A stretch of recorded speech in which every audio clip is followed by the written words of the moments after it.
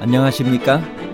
인생의 복잡한 문제들을 말씀으로 단칼에 해결해주는 김종근 목사의 쾌도 남마입니다.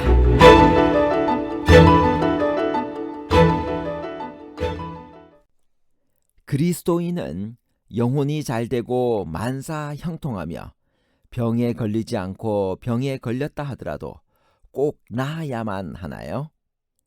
범사에 잘되고 강건하기를 내가 간구한다는 말은 그리스도인이 만사 형통하고 병에 걸리지 않고 병에 걸렸더라도 반드시 낫는다는 말인가요? 아니면 그렇게 되기를 원한다는 요한의 바람으로 이해해야 하나요?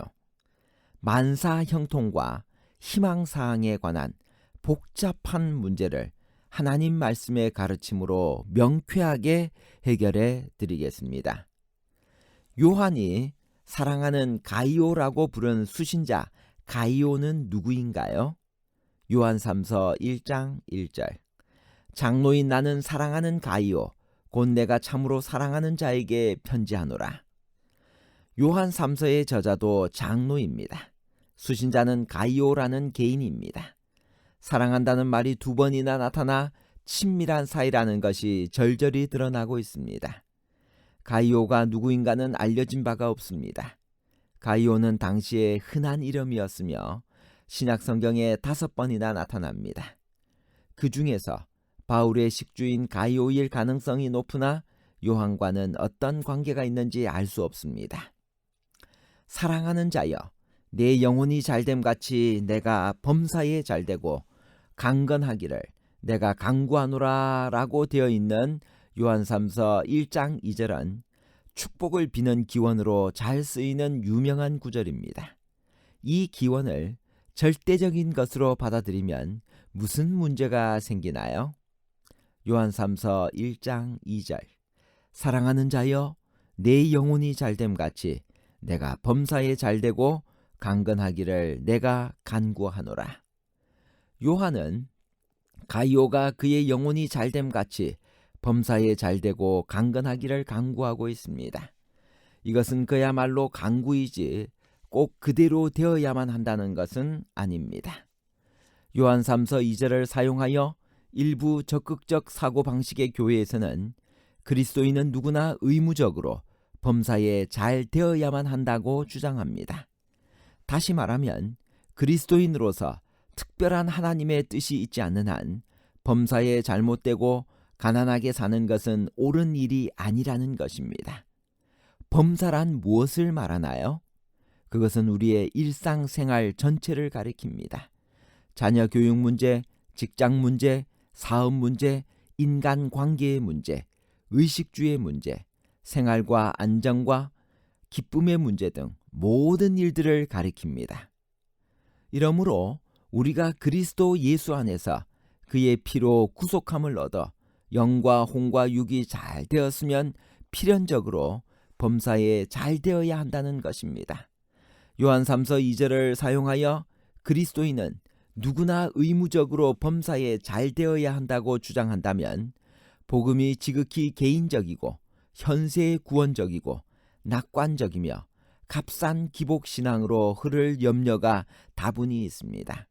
그리고 영적 성숙과 하나님의 축복의 척도를 물질적인 부요함이나 병고침으로 평가하게 되는 잘못에 빠지고 맙니다. 그리스도인은 꼭 범사에 잘 되어야만 하는 것인가요? 실패하는 사람은 믿음이 없는 사람인가요? 요한 3서 1장 2절.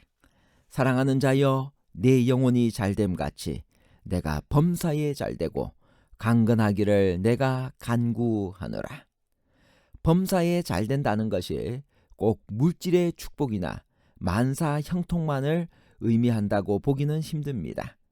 지극한 고통과 절망 그리고 죽음과 상실과 아픔 속에서도 하나님의 뜻은 이루어지는 것이고 어떤 때 하나님의 뜻은 이 지상에서의 우리의 삶 속에서는 이해할 수 없는 불가시적인 것일 수도 있기 때문입니다. 믿는 사람은 병이 꼭 나아야만 하나님의 뜻인가요? 그렇다면 낫지 않고 죽어가는 사람은 하나님이 버리신 사람일까요? 요한3서 1장 2절. 사랑하는 자여 내 영혼이 잘됨 같이 내가 범사에 잘되고 강건하기를 내가 간구하노라. 디모데전서 5장 23절. 이제부터는 물만 마시지 말고 내 위장과 자주 나는 병을 위하여는 포도주를 조금씩 쓰라. 적극적 사고방식 신앙의 또 하나의 주장은 예수께서 십자가에서 우리의 모든 병을 짊어지셨으므로 구원에는 반드시 육체적인 치료가 따라야 한다고 주장하는 것입니다. 하나님께서 우리의 건강을 원하시는 것은 사실이지만 그렇게만 가르칠 경우 고침을 받지 못하거나 병으로 죽는 사람들은 마치 용서받지 못하고 구원받지 못한 사람처럼 되고 말기 때문에 절망과 자포자기를 가져올 위험이 있습니다.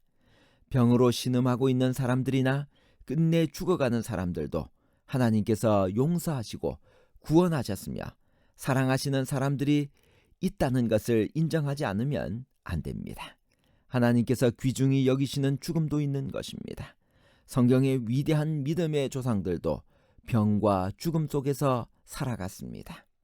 그렇다면 요한3서 1장 2절은 어떻게 해석해야 하나요? 요한3서 1장 2절. 사랑하는 자여 내 영혼이 잘됨 같이 내가 범사에 잘되고 강건하기를 내가 간구하노라. 마가복음 14장 36절. 이르시되 아바 아버지여 아버지께는 모든 것이 가능하오니 이 잔을 내게서 옮기시옵소서. 그러나 나의 원대로 마옵시고 아버지의 원대로 하옵소서 하시고. 사랑하는 자여 내 영혼이 잘됨 같이 내가 범사에 잘되고 강건하기를 내가 간구하노라는 본문의 말씀은 그 말 그대로요 요한의 간구입니다. 그리스도인은 반드시 영혼이 잘되고 범사의 복을 받으며 병에도 걸리지 않는다는 적극적 사고방식을 외치라는 말씀이 아닌 것입니다. 예수님께서도 겟세마네 동산에서 고통스러우실 때 적극적 사고방식의 믿음을 보여주시지 않고 오히려 나의 원대로 마옵시고 아버지의 원대로 하옵소서라고 기도하시어 모든 것을 전적으로 하나님의 전능하신 손에 맡기는 성숙한 신앙의 모본을 보여주셨습니다. 요한3서 1장 5절에서 8절까지는 진리를 위하여 수고하는 자들을 잘 접대한 것에 대해 가이오를 칭찬하고 있습니다. 칭찬할 만한 이유는 무엇인가요? 요한3서 1장 5절. 사랑하는 자여 내가 무엇이든지 형제 곧 나그네 된 자들에게 행하는 것은 신실한 일이니. 우리가 전도자들을 대접하면 그들이 이방인들에게 가서 폐를 끼치지 않게 될 것입니다. 우리가 그들을 후대하면 직접 전도 활동에 나서지 못하는 우리도 진리를 위하여 함께 수고하는 자들이 됩니다. 요한3서 1장 9절에서 12절까지는 디오드레베를 경계하고 데메드리오를 천거하고 있습니다. 디오드레베는 어떤 유형의 사람인가요? 우리와 디오드레베는 상관이 없는 사람인가요?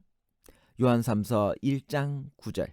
내가 두어 자를 교회로 썼으나 그들 중에 으뜸되기를 좋아하는 디오드레베가 우리를 맞아들이지 아니하고. 그는 으뜸되기를 좋아하는 권력욕이 강한 사람입니다. 그는 다른 사람이 자기보다 환대를 받는 것을 봐주지 못하는 사람입니다. 그래서 요한을 비롯한 지도자들을 비난하고 순회 지도자들을 접대하는 일도 반대하여 교회를 어지럽힌 사람입니다. 그는 또한 자기를 반대하는 사람을 참아주지 못하는 유형의 사람입니다. 어떻게 해서든지 그들을 멀리하고 불이익을 주는 사람입니다. 디오드레베와 반대로 데메드리오는 칭찬과 추천을 받고 있습니다. 그는 어떤 사람인가요? 요한3서 1장 12절.